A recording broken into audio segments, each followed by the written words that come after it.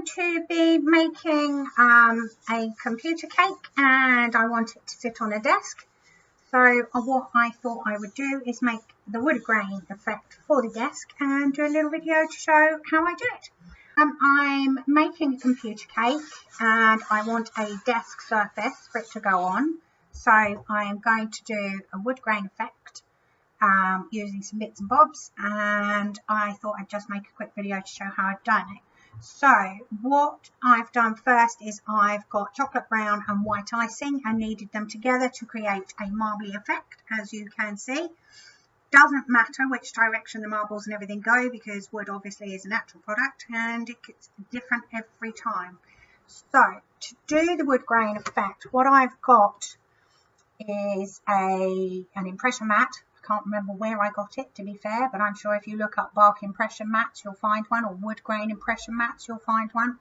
And I like to use this to put the base of the imprint in, and then I will be using obviously the Dresden tool, couldn't be without it, to make my own markings into that on top of that. Now I have just very lightly dusted the board of the icing with icing sugar because I find I'm a bit heavy-handed with the impression mat, and if I dig it in too deep it sticks. So what I'll do is I will just corn flour this one as well to try and prevent that from happening. If it does, it does, and I'll show you how to fix it. So we've got just a sprinkling. We don't want too much, you don't want to fill the holes up. You can see it's nice actually, there's a couple of knots in this one, which is what I use it for. So we literally just need to run along, press down, and you get your little imprint in there. And I like to turn the mat around before doing the next one because I don't like that sort of sequential, there's a knot here and a knot here, and that's a whole piece of wood because wood doesn't grow like that. So you can mix it up and we can add some more knots as we go. See now, if you can see, I don't know, there's a small knot there, and that's the way I've got the mat again. So I'll just turn it round and it gives the impression eventually of a beautiful sort of wooden desk. Now I used to worry hugely about being able to see the join lines. I don't worry about that anymore. I'll show you as we go. Bear with me. It doesn't take long. And it is much quicker than lining it all yourself, but you could use the Dresden tool, and that's how I used to do it, to make your own marks in wood. And see, in some places it hasn't impressed at all, but that's okay, and we'll be able to put some more pressure on that, or some more in detail on that, sorry, with the Dresden tool when we're done. Now there is another way you can do this. If you're worried that you're putting pressure unevenly on it, what you can do is you can place it and then use your smoother just over the top to give it a nice push, and you're happy then that you're putting the right amount of pressure all over it rather than pushing in one place with your fingers. The other thing that will affect it is if this base of icing isn't completely level, which, to be fair, anybody that ices a board really doesn't care about too much. And with the wood grain, like I say, it really doesn't matter. So the last little bit we'll just run along the edge like that. We're not too worried about turning it around this time. So where you've got a place that you haven't really got a good imprint in, it doesn't matter, just put it back on if you want to and get a bit of a better print in it. It'll reprint. It won't matter that you've got the wrong print or it's in the wrong order or anything like that. The thing about wood, now I don't know if you can see how well that's come out or not. But what we'll do now is, obviously where we've got joins, well not joins, but where the mat met each time we used it, we can get rid of those. Firstly by creating long planks. So that's the grain of your wood, that's the way the planks would be laid on the table. And the nice thing about anything that's a natural product, or natural thing, like wood, stone, granite, whatever, is there is no pre-patterned format for it. So it can be how you want it to be. The lines can be wherever they need to be. And that's the wonderful thing about cake decorating. It doesn't have to be absolutely perfect all of the time. And like I say, with things like wood and stone, you can be a lot freer with your movement and your detail, because no two bits are ever going to be the same.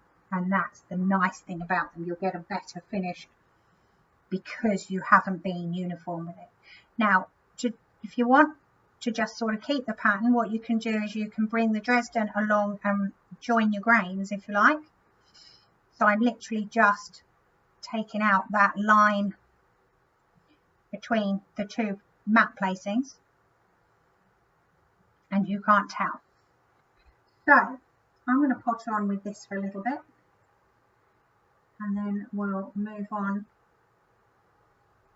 to putting some of our own knots and details and whatever. But like I said, it really, there are no hard and fast rules. Basically, if you've got a nice marble on your wood to start with, on your icing to start with, you'll get a nice effect of wood, because wood isn't all one colour. If you cut it up, it's full of rings of different colours, etc, etc. So you're just basically blending all your lines in, making it look as if it's a continuous plank rather than parquet flooring type sections, because it's not. I want it to be a desk. So you just press again if you want more lining. You can do it freehand. Just a couple of places I'm not really keen on there. That's all right. We can redo them. Okay. So we can put our own little twist on the knots. This one wasn't very well impressioned in the mat, so we'll make some impressions of our own. And as I said, this is for a computer cake, so it's going to be like a school desk or a bedroom desk. Just a table that you'd have, that you'd be working on a computer. You don't want to press too hard. You can be light, you can be hard, and you'll get different lines when you press hard. And what I'm going to do afterwards is actually paint some colour onto this, like a colour wash. And so some will go in lines, some won't go in the lines, and you'll get far more detail just suddenly appear than you had. And if you run long lines down, it continues the eye line of the piece wood. It all looks a bit random and all over the place. Some people don't like random and all over the place. I happen to love it. And anybody that knows me will tell you that. I am fairly random and all over the place. Okay, there we go. So if I hold that up, I don't know if you can see, there's still evidence of the joins, but it doesn't matter. Okay.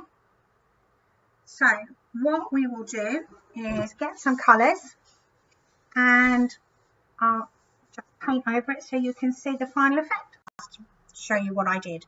So I'm using the Colour Splash range of colours.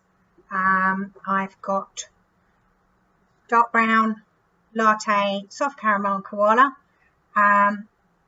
It's nice to have a variety of browns. Wood isn't all one colour unless it's been stained, and even then you can see tonal differences through it. So I'm using those. I've got some vodka that I'm going to mix with my colours, and I'm also going to use to water down those colours with a brush. You can use gin, you can use vodka, clear spirit rather than water. Water will make the icing stay wet. The vodka will evaporate quite quickly, leaving the icing relatively touch dry sooner. Doesn't make for a big slimy mess. Okay, I also have a palette that looks pretty yucky. This is one that I've been using colours on all day, so I've just added my browns to it, and I had some there already. So what I did, what you can do is actually water the colours down quite a lot with your vodka, and then place concentrated patches of colour in different places all over your board. You can use the dark, the light. The soft caramel comes out in this beautiful sort of orangey colour. It's all mixed up with green at the minute. And then you've obviously got the dark brown, which you can use to highlight different features that you like, that you've made, or that the imprint mat has made. And you can highlight the joins in your wood with the dark brown. Now, you can carry on doing it like this, but your colour will be quite concentrated and you'll end up with quite a dark section of wood. So what I tend to do, and I literally use some of your clear spirit, whichever it is, and a much larger brush, soft brush, and no colour. I literally just wet the brush with it and then wipe it in the direction of the wood grain until that colour that I placed in one place with a small brush actually merges into the colours next to it and becomes a more fluid looking detail. Now, I don't know how well you can see my little bit of wood here, but you can see where I did the dark line. I'll show you what I mean by the difference. If you add with a small brush anywhere, where shall we go that I would quite like to highlight? So just down, oh, we're too far in, sorry. So just down here, if I do it with this brush, it's fine and it will blend, but it will only blend to the width of the brush. Whereas if I use, in my wisdom I have splotched it, if I use just the clear spirit and the wider brush, then I can actually spread that colour out into the whole piece. I mean, this brush is roughly the width of the planks of the wood. And as you see at the moment, because it's wet, it's shiny. And if you like that effect, then you can obtain that with a spray glaze, shellac glaze, edible glaze. All the different companies do them, PME, etc. Apply that in very fine layers, building it up, because otherwise it runs and drips and it can be a bit sticky. And also, please protect your work surface when you use spray glaze. Try and box it in a bit, because once it's on your work surface, it's an absolute so-and-so to get back off. Okay, so hopefully you can see the imprints and the colours. And the nice thing actually is, I don't know how well you can see it, but the original marbling of the brown and the white icing is still visible in the wood. So it gives you another depth.